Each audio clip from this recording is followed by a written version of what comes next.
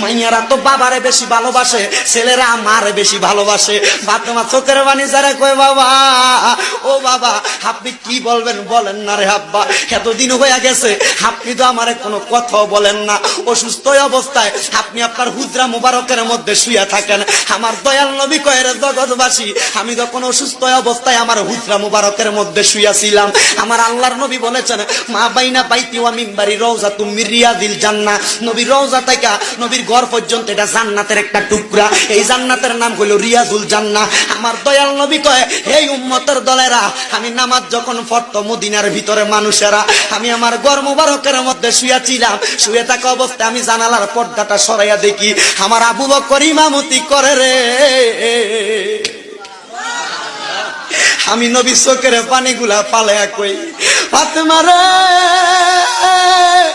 আমি নবী তো এই ইসলামটার লাগা কষ্ট করছিলাম, দেখছুনি নামাজের সময় হইয়া গেছে রে। আমার মুসল্লিরা আমি নবীর অপেক্ষা না কইরা সময় চলে যায়, তারা নামাজ পড়তাছে। আমার দয়াল নবী আল্লাহর দরবারে হাত তুলা কয়, মাবুদ রে,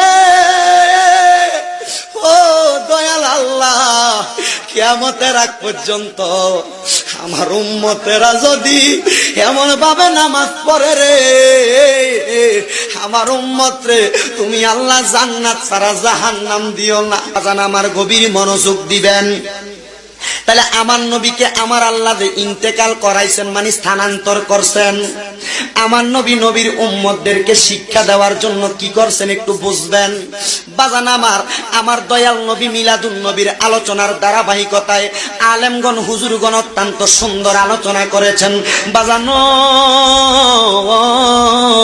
কিন্তু যখন আমার দয়াল নবী এখনো আগমন করে নাই, নবী আমার আগমন করার পূর্বে হযরতে আম্মাদান আয়েশা সিদ্দিকা রাদিয়াল্লাহু তাআলা আনহা, ওই মদিনার কামলিওয়ালা দয়াল নবী রাহমাতাল লিল আলামিন নবীর কলিজার টুকরা স্ত্রী আম্মাদান আয়েশা সিদ্দিকা থেকে হাদিস বর্ণিত, আল্লাহ পাকের একজন বান্দা ওই জায়গার মধ্যে বসবাসরত অবস্থায় আমার দয়াল নবী রাহমাতাল লিল আলামিন নবীর আগমনের আগে বাইহাকি ইসহাক হাকাম রাহমাতুল্লাহ আলাইহি উনি বলতেছেন, মক্কা নগরীটা ছিল একবারে খারাপ অবস্থা, মক্কা নগরীর অবস্থা বেশি ভালো অবস্থা ছিল না।